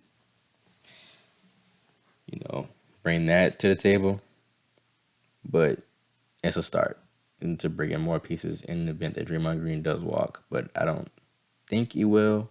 Then again, with him declining now, we don't know what his purpose is. Whether it's for more money from the Warriors. I mean, he also said earlier in recent memory that he wants to retire a Golden State Warrior. And so, with that being true, his mindset is probably to just get more money out of us, which is okay. I don't mind paying him extra dollars because he's worth it. You know, he's a former, all defensive team and defensive player of the year. So I wouldn't mind that at all for us. But we also have to, keep Klay Thompson in mind in his future. And Klay's back. Klay is back. I told everybody he's going to be. He's not maybe that defender that he once was, but he's not far off. So I just think we need Draymond to keep that, chance of that one last championship that we can possibly get out of us. We got to have that whole core. But moving on to now pick 20. Pick 20 would be a pick by the Houston Rockets. Like I said, Houston Rockets are a deep young team who also need size and more big man depth. They have Alperen Sengun, Jayshawn Tate, and Usman Garuba, but could still use some big man depth, which is why I've been taking James Nagy, 7-foot center out of Barcelona. He would give them, the big man depth, the great size, and he shot about 65% from the field, which would make him a great shot maker. Obviously, he's not a shooter. It's going to be all those shots would be made at the rim, at the basket, backing down, pick and roll, alley oops, things of that nature. But yeah, I don't need to spend too much time on this pick because, we're almost done here. So, not much more to say. He gives them more size, like I said, another big body for the guards like Jalen Green and Kevin Porter Jr. And, brings them more defense, which with young guys, kind of don't get defense out of them, but he brings some defense to that team. Now we've reached pick number 21 with the Brooklyn Nets. The Brooklyn Nets went from one of the best teams in the league and top championship contenders to middle of the pack with some moves.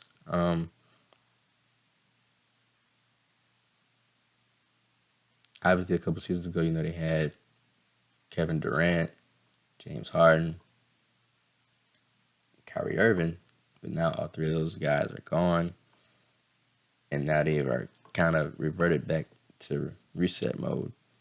Still have great guys on roster with Mikal Bridges and Cam Johnson and Nicholas Claxton and Cam Thomas, who I feel in a few seasons can be their long-term guard. And speaking of guard, they also are in need of guard play. Now they have both picks 21 and 22 in this draft. So this is a guy who was kind of towards the 25 to 38 range of others mock drafts, but I can go on 21 here. And that is Marcus Sasser, point guard, 6'2" out of Houston. Great scorer. Marcus averaged 17 points, 3 rebounds, 3 assists, and 2 steals in his season this year with the Cougars. He's a shifty ball handler, great shot creator, and great scorer off the dribble. And would also immediately bring in that great guard depth that the Brooklyn Nets really need. I think putting him alongside Cam Thomas would be great for them.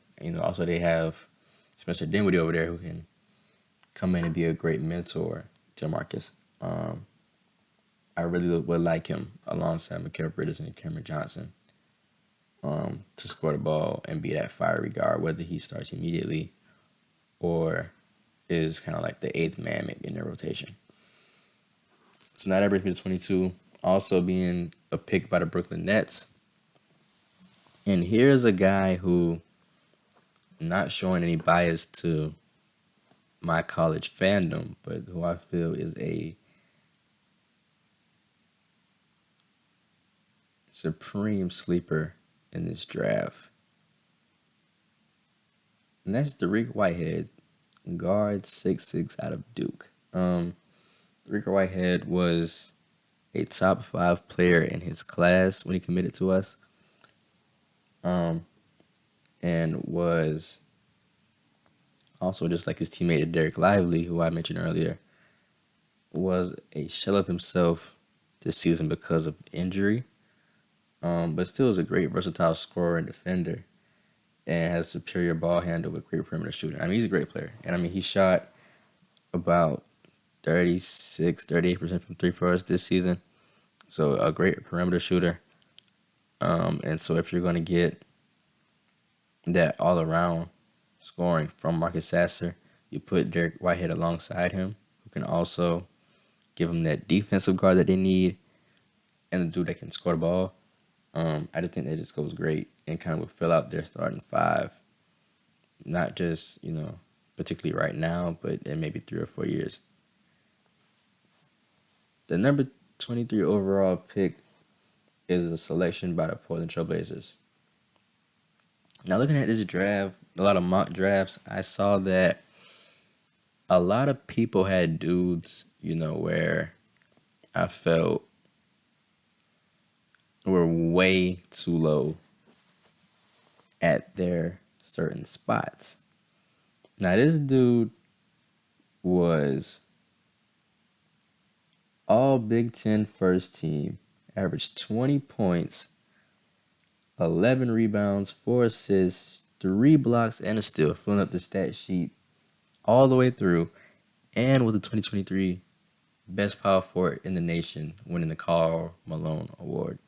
And I saw him in most drafts at spots ranging from 31 to 34, which is absolutely wild to me. And that is Trey. I don't know if it's pronounced Trace or Tracy, but I'm going to just say Tracy. Tracy Jackson Davis, power forward, 6'9", out of Indiana. Like I said, he can score the ball at an exceptional rate. Whether you want him to, back you down in the paint or get that spacing and become a stretch big, he can do whatever it is that you ask of him because he is just that versatile and that good. A great rebounder who I thought would fit. Like I said, I thought that Taylor Hendricks would fit alongside Dame and Brad pretty well, but Tracy Jackson Davis would as well. And those two could potentially fulfill their forward need in the starting lineup, which would give you potentially a starting lineup of Damian Lillard, Bradley Beal, Tracy Jackson Davis, Taylor Hendricks, and Yusuf Nurkic. If you ask me, that's pretty good top to bottom. And I know I'm talking about rookies here, but whether it's now or in the future, still got you a great forward tandem moving forward. And I just cannot believe Tracy Jackson Davis was that low in most mock drafts. But I believe he'll, silence the noise and make the ones who didn't pick him pay for it in the future. Pick number 24 will be made by the Sacramento Kings. The Kings are a contending team now who most thought would be rebuilding, now are kind of getting to go for a championship. This year they were one of the top teams in the league and actually gave the Golden State Warriors a run for their money, forcing us to a Game 7 this year where Steph Curry had to put up 50 to get us that win. Let me say this now, man. I did not have belief in them, but now I do. The Kings are coming, man. The Kings are coming, and I'm going to warn you before the storm. They're coming, man. Light the beam. Light the beam. De'Aaron is, all-star caliber. Malik Monk is a dog. Domantas Sabonis is a dog. But they still need pieces Oh, I'm sorry. Keegan Murray is also a promising young talent. I don't think I'm missing anyone. Harrison Barnes is Harrison Barnes, that veteran wing off the bench that can give you some athleticism that he still has left and shooting. But they still need pieces. So I got a little bit of a storyline here. And some of you may know that Keegan Murray's twin brother, Chris, is a name in the draft pool this year. And I have him going along with his brother. I have the Kings selecting Chris Murray, power forward 6'8", with a 6'11" wingspan out of Iowa. Averaged 20 points per game this season, so he's a great scorer. Very versatile and would give the Kings that extra size that they need. And also, a great rebounder and defender. Keegan was kind of known as the stretch big scorer, and shooter, but Chris is more so the tougher shot maker, fearless finisher at the rim who can also rebound and defend, which kind of makes him and his brother, day and night. I think it would be a great story though for them to pick Chris Murray in the event that he falls this low. Yeah, I can see it happening. It's a storyline. It's nice, it's wholesome, heartwarming. So yeah, that's what I have the Kings doing, giving them another piece to gather some size and help them compete for a championship in the near future. Because they're close, they're almost there. I hate to say it because my Warriors are still a team, but they're almost there. They almost, stopped us from getting to those Lakers. So respect to the Kings for sure. Number 25 will be made by the Memphis Grizzlies. Now, this is a dude who I saw in like the 40s of most mock drafts and was like in so much disbelief. I just cannot believe this dude was this low. Jalen Wilson, guys. Jalen Wilson, 6'6" forward out of Kansas, man, is one of my favorite players in this draft. Extremely athletic, averaged 20 points per game this season. Great rebounder. Also has, like I said, the size. He averaged 8 rebounds per game this season. Won a championship with the Jayhawks in 2022 and was, in my opinion, the best guy on that team. And also was the first team All-American this season, along with winning the Julius Erving Award, which is awarded to the best small forward in the nation. Which is why I do not understand why he is regarded to be so low in this draft, but I'm going 25 to the Memphis Grizzlies. The Grizzlies are a young team, grit and grind. Ja Morant, Jaren Jackson, Desmond Bane. I think you add Jalen Wilson to that group of guys, and it just elevates them as a team even more. Obviously Tyus Jones, Brandon Clark. Still a great team.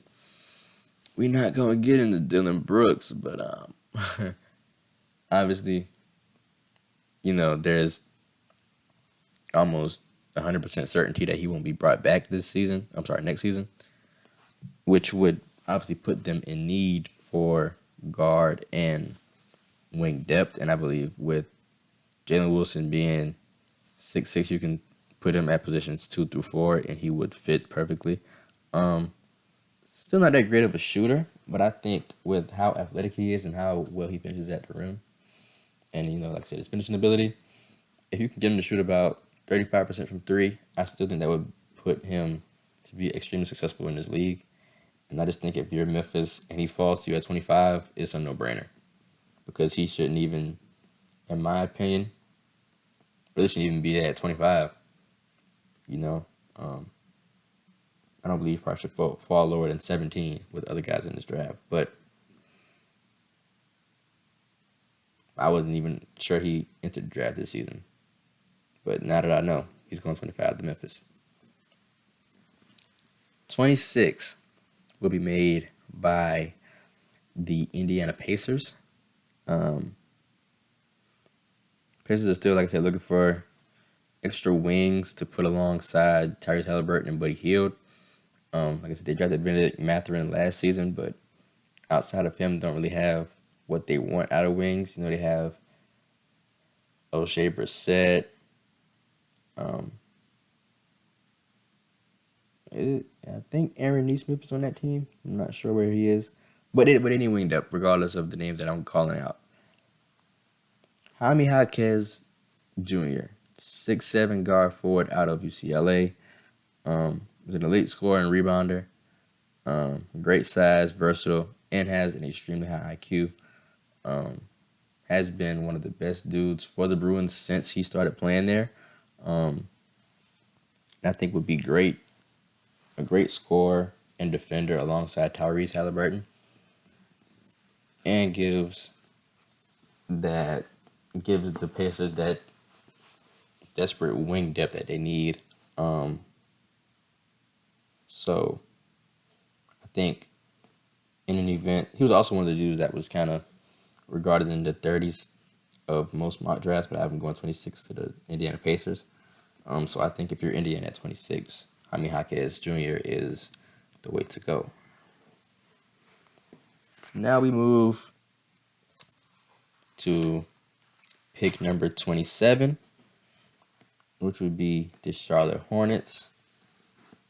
And I said it's a lot in this episode, but now, in the game that we're in, we're looking for scoring and size and defense in this year, in this game that we have now, which is why a lot of teams who, unless you really don't have a mid-tier, at least, guard, you're more than likely in need of a wing.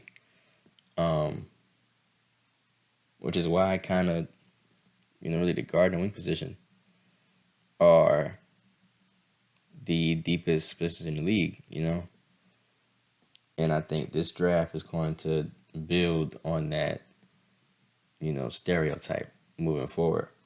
But I have the Charlotte Hornets taking G.G. Jackson, man. G.G. Jackson is a 6'9" power forward out of South Carolina.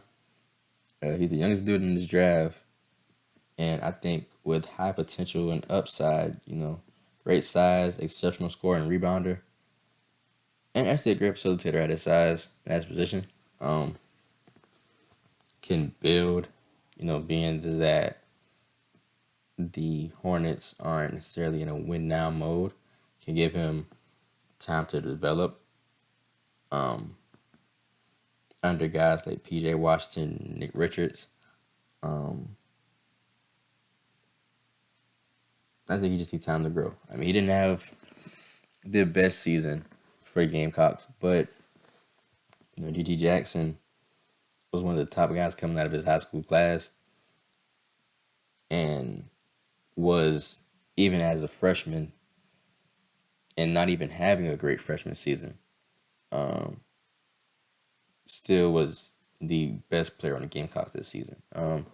I will say that he has some social media kinks to work out. But the dude's young, young people do stupid things. It's just part of being young. You live, you learn, you grow. But I think he would be a nice fit and then give more, big man wing depth to the Charlotte Hornets, being that they have such a, cluster at the guard position. I just think, if you're, not Michael Jordan anymore, but actually my guy, J. Cole in the crew, at 27, you would take G.G. Jackson out of South Carolina. Now at 28 with the Utah Jazz. The UConn Huskies were a team who had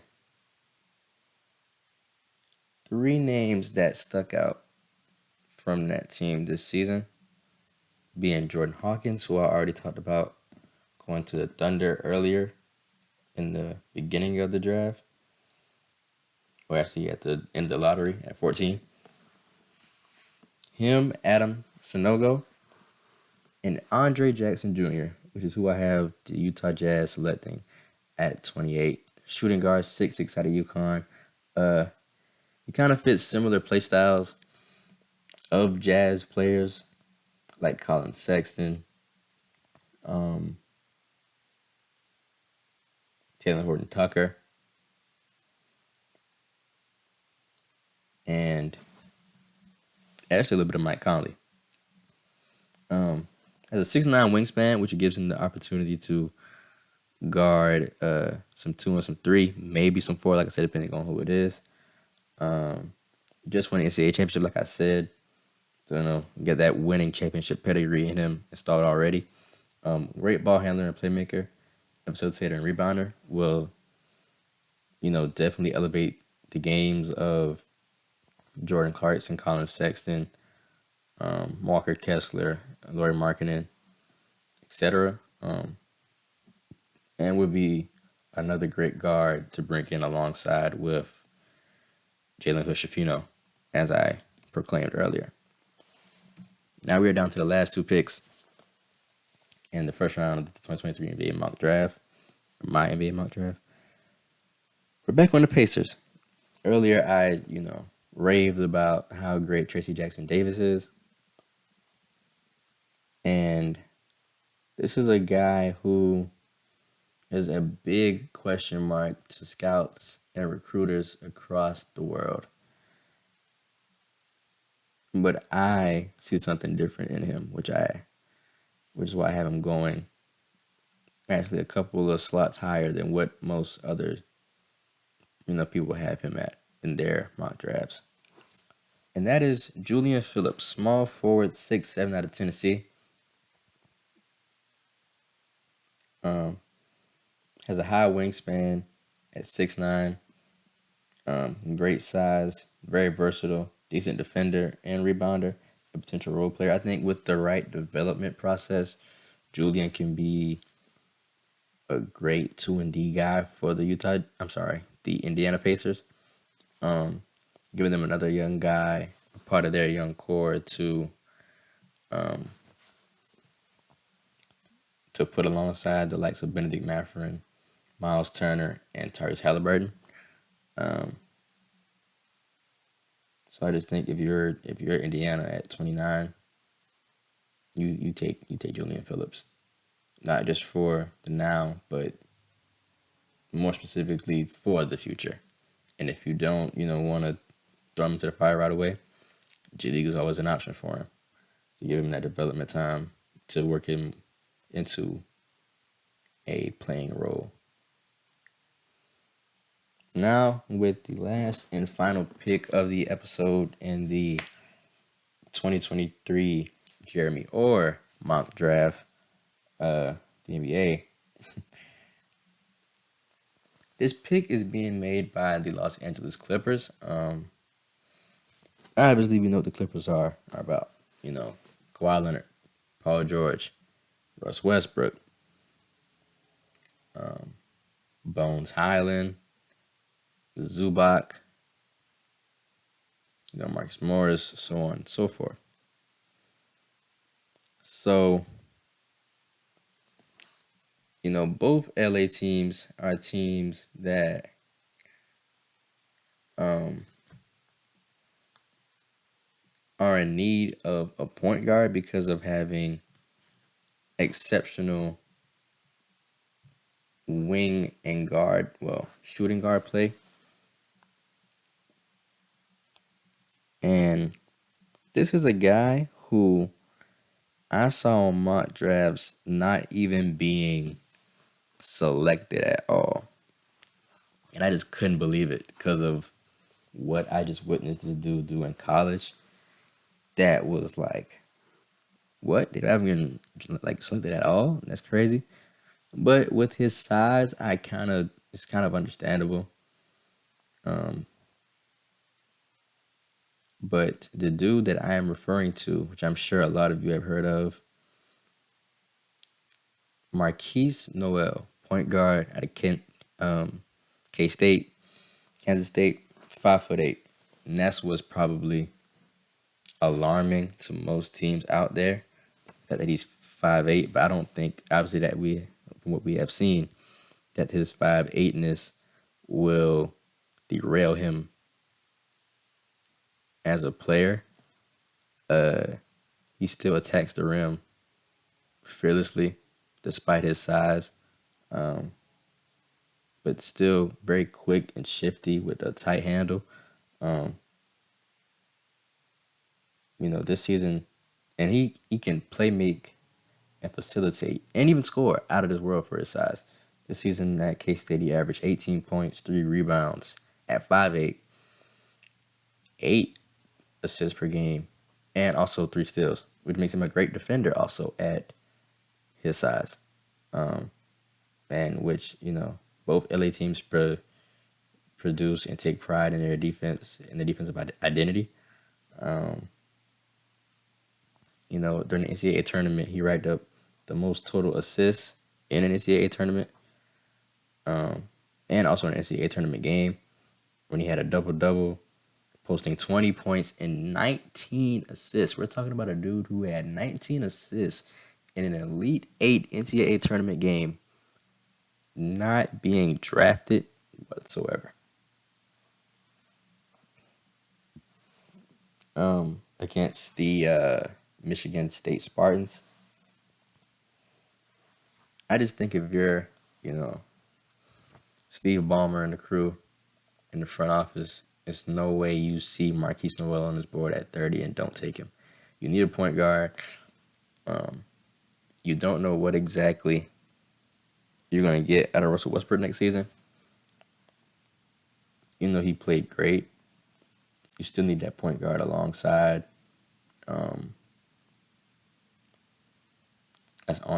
Aside him, you got Eric Gordon, you got Norman Powell.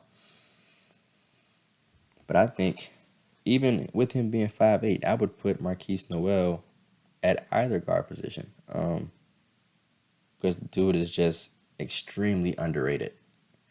And I think a lot of teams are making a huge mistake by not selecting him if he, just so happens to go undrafted, because he could easily be another candidate of maybe the other 4 or 5 guys that I said in this first round of potentially being still at the draft. But all in all, thank you guys for listening and watching the first episode of the Underestimated Podcast. Like I said, once again, I am your host, Jeremy Orr.